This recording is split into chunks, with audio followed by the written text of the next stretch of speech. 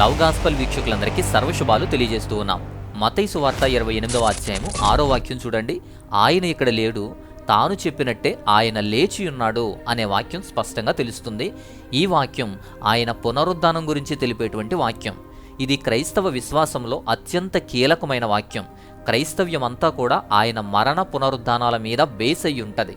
యేసుక్రీస్తు వారు పునరుద్ధానం జరగకపోతే, మరణం నుండి లేకపోతే, మరణాన్ని గెలవకపోతే అతను దైవ సంభూతుడు కాదు, దేవుడు కాదు, సాధారణ యూదుడు మాత్రమే, సాధారణ ప్రవక్త మాత్రమే.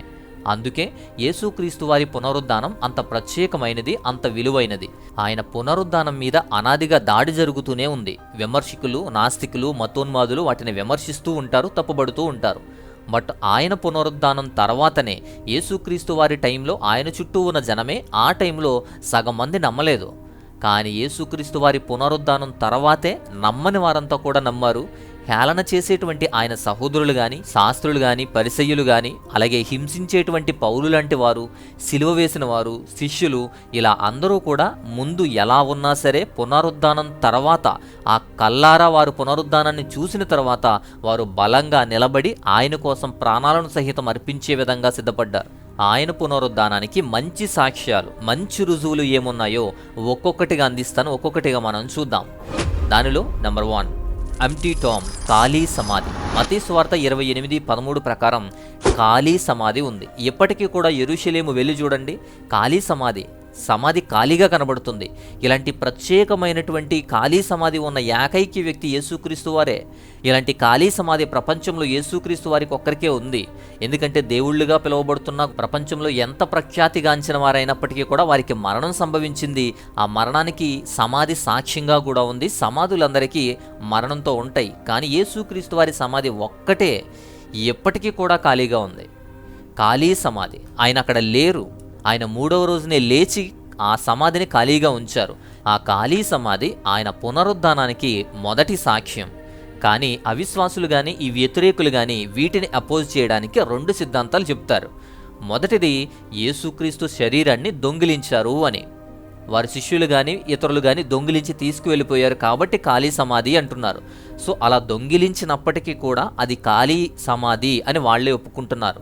ఈ శిష్యులు ఎత్తుకు వెళ్ళిపోయారు అని చెబుతున్నారు. కానీ యేసుక్రీస్తు వారి శిష్యులు అసలే పిరికివారు, చదువుకోలేని వారు, చేపలు పట్టుకునేటువంటి జాలర్లు.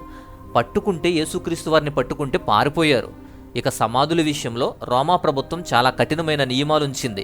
పైగా సైనికులను కావలిగా ఉంచింది. శరీరాన్ని దొంగలించే అవకాశం అక్కడ లేనేలేదు.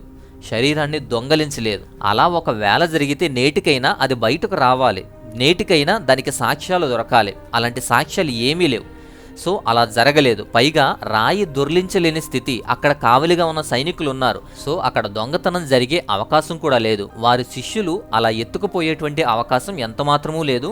వారు పునరుద్ధానం జరిగిన తర్వాత స్త్రీలు, శిష్యులు, ఇతరులు చెప్పిన తర్వాత ఒక్కటయ్యి కలిసి ఇది నమ్మాలా అని నమ్మి, ఆ తర్వాత తోమా లాంటి వాళ్ళు చేతిలో వేలిపెట్టి గాయాలు టెస్ట్ చేసి చూసి అప్పుడు కానీ విశ్వసించలేని వాళ్ళు. అంటే శిష్యులకు ఆ టెస్టిమోనీ ఉంది. వాళ్ళు చూసి, తెలుసుకొని, వెళ్ళి, అన్నీ గమనించి ఆఖరికి ముట్టుకుని నమ్మారు. అంత నమ్మాల్సిన అవసరం ఏంటి అంటే వారు దొంగతనం చేయలేదు. వారు ఆ పునరుద్ధానాన్ని కూడా జరుగుతుందా లేదా అనే సందేహంతో నమ్మలేకపోయి ఆ పునరుద్ధానం జరగడాన్ని చూసి ఆశ్చర్యపోయారు. సో అక్కడ ఆ దొంగతనం జరగలేదు. శిష్యులు కూడా ఆశ్చర్యపోయే రీతిగా యేసుక్రీస్తు వారు పునరుద్ధానం జరిగింది. ఇక రెండో సిద్ధాంతం వారు చెప్పేది ఏంటంటే, ఈ స్త్రీలు, శిష్యులు వేరే సమాధిని చూశారు అని. అది రెండో సిద్ధాంతం. ఖచ్చితంగా వీళ్ళు సరైన సమాధి ఎక్కడుందో వాళ్ళకి తెలుసు, వాటినే చూశారు. పైగా ప్రత్యేకంగా ఒక సమాధిలో ఉంచారు. సైనికులు ఉన్నారు. పైగా ఆయనకు చుట్టినటువంటి వస్త్రాలు కూడా అక్కడే ఉన్నాయి. ఆ వస్త్రాలు సాక్ష్యం. అలాగే దేవదూతలు కూడా అక్కడ సాక్ష్యం ఇచ్చారు. సో ఇలాగా స్త్రీలు, శిష్యులు వేరే సమాధిని చూశారు అని చెప్పడం తప్పు. అలాగే యేసుక్రీస్తు వారి శరీరాన్ని దొంగలించారు అనుకోవడం కూడా తప్పు. ఈ 2 సిద్ధాంతాలు కూడా నిజం కాదు. సమాధి ఖాళీగా ఉండడమే నిజం. ఆ ఖాళీ సమాధే మొదటి సాక్ష్యం. నేటికి కూడా ఆ ఖాళీ సమాధి జెరూషలేములో మనకు స్పష్టంగా కనబడుతుంది. ఇక నెంబర్ 2, రెండోది, ప్రాఫెసీ ఫుల్ఫిల్మెంట్.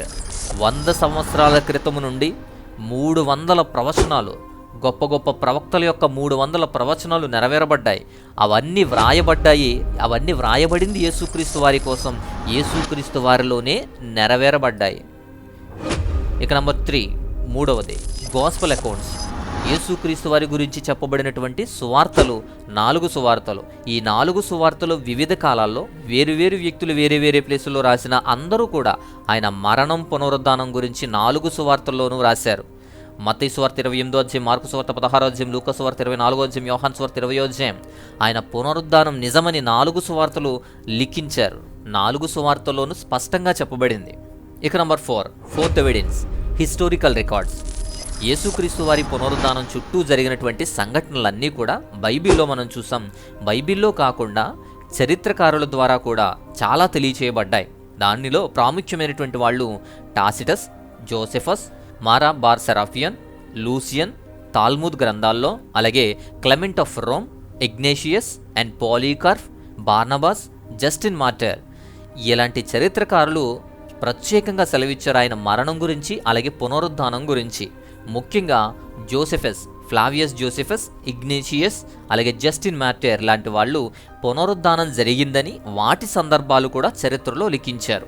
ఈ 4 ఎవిడెన్స్లే కాకుండా ప్రత్యక్ష సాక్షులు కూడా ఉన్నారు. ప్రత్యక్షంగా చూసిన వాళ్ళు, అనుభవించిన వాళ్ళు, కల్లారా చూసి విన్నవారు కూడా చాలామంది ఉన్నారు. వారి గురించి కూడా చూద్దాం.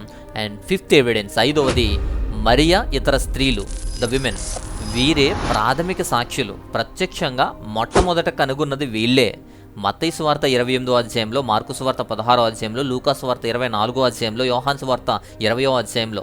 ఈ 4 సువార్తల ప్రకారము కూడా ఈ 4 సువార్తల్లోనూ ఆయన లేపబడి ఉన్నట్టు కనుగొన్న ప్రత్యక్ష సాక్షులు ఈ స్త్రీలే.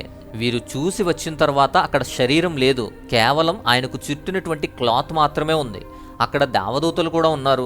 అయితే ఆయన ఎక్కడికి వెళ్ళిపోయారు అనేటువంటి సందేహంతో వారు తిరిగారు, వెతికారు, మాట్లాడారు. అవి చూసి వచ్చి యేసుక్రీస్తు వారితో ప్రత్యేకంగా మాట్లాడి అనుభవించిన తర్వాత పరుగెత్తుకుని వెళ్ళి శిష్యులకు, అపోస్తులకు కూడా చెప్పినప్పుడు అపోస్తులు కూడా అప్పుడు నమ్మలేదు. వెంట వెళ్ళి చూసి చెక్ చేసి అవన్నీ నిజమని నమ్మారు. Next 6th evidence, apostle experience. పునరుద్ధానాన్ని కల్లారా చూసి అనుభవించినటువంటి శిష్యుల యొక్క సాక్ష్యం. ఈ శిష్యులు పిరికివారు, వీళ్ళు చాలా పిరికివారు. యేసుక్రీస్తు వారిని అప్పగించిన తర్వాత వాళ్ళు దాక్కున్నారు, చల్లాచెదరైపోయారు. వాళ్ళు చంపబడతారేమో, వాళ్ళు కూడా పట్టబడతారేమో అని భయపడిన వాళ్ళు. చల్లాచెదురు అయిన తర్వాత వాళ్ళ పరిస్థితి అలా ఉంది. ఆ తర్వాత ఆయన పునరుద్ధానం జరిగింది అని నమ్మిన తర్వాతే వారిలో మరల ఐక్యత వచ్చింది, వారిలో బలమైన విశ్వాసం పెరిగింది. దాక్కున్న వాళ్ళంతా కూడా బయటకు వచ్చారు ధైర్యంగా. ఒక గదిలో యేసుక్రీస్తు వారిని చూశారు, ఆయనతో మాట్లాడారు. అలాగే సముద్ర తీరంలో కూడా వారు ఆయనతో వెళ్ళారు, ఆయనతో మాట్లాడారు, ఆయనతో కలిసి తిన్నారు. అలాగే ఒలీవల కొండ మీద కూడా ఆయన చూశారు. అప్పటికే 40 రోజులు వారితో సాంగత్యం, వారితో కలిసి తిరగడం, మాట్లాడడం జరిగింది. దేవుడని, రక్షకుడని ఈ పునరుద్ధానం తర్వాత ఇంకా బలంగా నమ్మి ఈ యేసుక్రీస్తు వారికి సాక్షులుగా మారారు. తోమ అయితే నమ్మను, నేనైతే అస్సలు నమ్మను అని వాదించి యేసుక్రీస్తు వారి గాయాలు తడిమి చూసి నమ్మాడు. వీళ్ళంతా కూడా పునరుద్ధానం తర్వాత కూడా చూశారు, మాట్లాడారు, ఆరోహణం కూడా ప్రత్యక్షంగా చూసిన వ్యక్తులు. ఇక number 7th evidence, more than 500 people at the time. ఒకే సమయంలో 500 మంది కన్నా ఎక్కువ మంది యేసుక్రీస్తు వారి యొక్క పునరుద్ధానాన్ని చూశారు. వారు సాక్ష్యం. ఇక్కడ ఒకేసారి 500 మందికి పైగా ఎక్కువగా ఉన్నటువంటి వాళ్ళు ప్రత్యక్ష సాక్షులు. పెద్ద సంఖ్యలో పునరుద్ధానుడు అయ్యాడు, యేసుక్రీస్తు వారు పునరుద్ధానం చెందారు అని కల్లారా చూసిన వ్యక్తులు వీళ్ళు. 1 కొరింథీ పత్రిక 15వ అధ్యాయం 6వ వాక్యంలోను, అలాగే లూకా సువార్త 24వ అధ్యాయం 13 నుండి 35 వాక్యాల ప్రకారం చూస్తే ఒకే సమయంలో దాదాపు 500 మందికి పైగా జనసమూహం ఉన్నటువంటి సిచ్యువేషన్లో కూడా ఆయన పునరుద్ధానుడైనటువంటి యేసుక్రీస్తు వారిని చూసిన ప్రత్యక్ష సాక్షులు ఈ 500 మంది కన్నా ఎక్కువ ఉన్నటువంటి మనుషులు. ఇక number 8th evidence, Cleopas and his companion. Cleopas, అతని అనుచరులు కూడా సాక్షులు. అపోస్తులతో పాటు ఈ క్లియోఫా అలాగే అతని అనుచరుడు కూడా యేసుక్రీస్తు వారి పునరుద్ధానుడై కనిపించినటువంటి విషయాన్ని చూశారు. అప్పటి వరకు లేనటువంటి ఒక నమ్మకం, ఒక భక్తి, ఒక విశ్వాసం వారికి కలిగింది. వారు కూడా యేసుక్రీస్తు వారికి సాక్షులుగా బ్రతికారు. ఈ పునరుద్ధానానికి వారు కూడా సాక్షులే. ఇక నంబర్ 9th ఎవిడెన్స్, అపోస్తులుడైనటువంటి పౌలు. పౌలు వితండవాదం చేసేటువంటి వాడు, కఠినంగా ధర్మశాస్త్రాన్ని పాటించేటువంటి యూదుడు. యేసుక్రీస్తును నమ్మకుండా స్టెఫెన్ లాంటి వారి మరణానికి కూడా కారణమైనటువంటి వారు, క్రైస్తవులను హింసించినటువంటి వాడు పౌలు. అలాంటి పౌలు పునరుద్ధానుడైనటువంటి యేసును చూసి మాట్లాడిన తర్వాత మారిపోయాడు. సౌలు కాస్త పౌలుగా మారాడు. అంత కఠినంగా దూషించేటువంటి పౌలు మారటమే కాదు, చరిత్రలో నిలిచిపోయేటువంటి సాక్షిగా పరిచర్య చేశాడు. బైబిల్లో ఎక్కువగా ఆయన పరిచర్యను ఎక్కువగా మనం మాట్లాడతాం. పౌలు చేసిన పరిచర్యను గురించి ఎక్కువగా చదువుకుంటాం. దానిలో 14 పత్రికలు వాటికి సాక్ష్యంగా బైబిల్లో లిఖించబడ్డాయి. ఇక number 10th evidence, Jesus own half brothers. అలాగే యాకోబు కూడా ఆయన సహోదరులు ఉన్నటువంటి, అంటే వారి కుటుంబస్తుల్లో ఉన్నటువంటి సహోదరుల్లో ఆయనను ఎప్పుడు పట్టించుకోలేదు. వారి ఇప్పుడు సాక్ష్యం. యేసుక్రీస్తు వారి సహోదరుడైనటువంటి యాకోబు కూడా ప్రత్యక్ష సాక్షి. అసలు యేసు సహోదరులు ముందు అవమానించారు, మెస్సయ్య కాదు మతి చలించింది అని తిట్టేవారు. అలాంటి సహోదరులు ఆయన పునరుద్ధానం చెంది రావడాన్ని, ఆ పునరుద్ధాన్ని కల్లారా చూసి ఆయన్ను చూసి కఠినంగా తిట్టుకునేటువంటి వారు ప్రత్యక్ష సాక్షులుగా మారిపోయారు. యెరూషలేమికి బలమైనటువంటి నాయకుడయ్యాడు. మంచి పరిచర్య చేశాడు యాకోబు. ఇలా చాలానే ఉన్నాయి. యేసుక్రీస్తు వారి పునరుద్ధానం చేయబడ్డారు అని బైబిల్లోనే 11 సార్లు వాక్యంలో వ్రాయబడింది. ప్రజలకు కనిపించిన అంశాలు కూడా మనకు బైబిల్లో లిఖించారు. పౌలుతో కాకుండానే 11 చోట్ల వ్రాయబడింది. పురుషులకు, స్త్రీలకు, వ్యక్తులకు, అపోస్తులకు, ఇలా సమూహాలకు కూడా, అలాగే లోపల బయట బహిరంగంగా కూడా వేరువేరు ప్రదేశాల్లో కూడా వేరువేరు సమయాల్లో కూడా ఆయన కనిపించారు. పునరుద్ధానుడైనటువంటి శరీరంతో కనిపించారు. ఆయన్ని తాకిన వాళ్ళు ఉన్నారు, ఆయన చెప్పింది విన్నారు, కళ్ళతో చూశారు, ఆహారం కూడా వారితో కలిసి యేసుక్రీస్తు వారు తిన్నారు. అవన్నీ చూసి నమ్మిన తర్వాతే బలంగా మారిపోయారు. యేసుక్రీస్తు వారి పునరుద్ధానానికి మరొక గొప్ప సాక్ష్యం ఏంటంటే, పిరికివారు, చదువుకోలేని వారు, చెదిరిపోయినటువంటి అపోస్తులు, శిష్యులు అనబడుతున్న వీళ్ళు ప్రపంచ నలుమూలల బలంగా నిలబడి ధైర్యంగా ప్రకటించి ఆయన ప్రాణాలను సహితం వారి ప్రాణాలను కూడా అర్పించి సువార్త చేసేంత ధైర్యం ఎక్కడి నుంచి వచ్చింది? ఆయన పునరుద్ధాన శక్తి వారిని బలపరిచింది. క్రీస్తు పునరుద్ధానం చారిత్రక వాస్తవం. అది నిజం కాబట్టే వారి యొక్క విశ్వాసం పెరిగింది. వారు ప్రకటించారు, సువార్త చేశారు. వారు కుటుంబాలను కూడా వదిలి ప్రపంచవ్యాప్తంగా వెళ్ళి పరిచర్య చేసి ప్రాణాలను అర్పించారు. హతసాక్షులుగా మరణించారు. లెక్కలేనంత మంది ఆయన కోసం సాక్షులుగా నిలబడి చనిపోయారు. ఆ పునరుద్ధానం జరిగింది కాబట్టే ఈనాడు ప్రపంచవ్యాప్తంగా అనేకులు ఆయనకు సాక్షిగా బ్రతుకుతున్నారు. ప్రపంచవ్యాప్తంగా సువార్త జరుగుతుంది. యేసుక్రీస్తు వారి మరణం కానీ పునరుద్ధానం కానీ యాదృచ్ఛికంగా జరిగినటువంటి సంఘటనలు అయితే కాదు. తాను అలా చనిపోతాను అని, అలాగే మృతుల్లో నుంచి లేస్తాను అని యేసుక్రీస్తు వారు ముందుగానే చెప్పారు. మత్తయి సువార్తలో, మార్కు సువార్తలో, లూకా సువార్తలో, యోహాను సువార్తలో ఇలా కొన్ని చోట్ల ఆయన ప్రకటించిన విధానాన్ని ఆనాడు సరిగా అర్థం చేసుకోలేదు. అప్పుడు గ్రహించలేని వారు అది చూసిన తర్వాత, పునరుద్ధాన శక్తిని చూసి పునరుద్ధానుడైన యేసుక్రీస్తుని చూసిన తర్వాత 100 రెట్లు ఉజ్జీవం చూశారు. ఆయన చెప్పినట్టే మరణం గెలిచారు. మత్తయి సువార్త 28వ అధ్యాయం 6వ వాక్యం ఇప్పుడు చదవండి. ఆయన మరణం తర్వాత, చనిపోయిన తర్వాత, సమాధి చేయబడిన తర్వాత 3వ రోజున వెళ్ళి చూస్తే ఆయన అక్కడ లేరు. తాను చెప్పినట్టే ఆయన లేచి ఉన్నారు. ఇది ఈ వాక్యంలోని సారాంశం. యేసుక్రీస్తు వారి పునరుద్ధానానికి సంబంధించిన సాక్ష్యాలు. యేసుక్రీస్తు రక్షణకు మార్గం మాత్రమే కాదు, పునరుద్ధానానికి ఒక సింబల్ కూడా, ఒక సైన్ కూడా. ఆయన పునరుద్ధానం ద్వారా లేపబడి దాన్ని గెలిచి, మరణాన్ని గెలిచి మనకు పునరుద్ధాన శక్తిని అనుగ్రహించారు. మనకు పునరుద్ధానం ప్రకటించబడింది. ఇప్పుడు ఆ పునరుద్ధానంలో యేసు వారిలాగా మనం తర్వాత లేపబడతాం, నిత్య జీవానికి తీసుకురాబడతాం. అందుకే పునరుద్ధానుడైనటువంటి యేసుక్రీస్తు వారినే ప్రకటిస్తున్నాం. పునరుద్ధానుడైన యేసు వారిని విశ్వసిస్తున్నాం. ఆ పునరుద్ధానుడైన యేసుక్రీస్తు వారి గురించి సాక్షులుగా బ్రతుకుతున్నారు.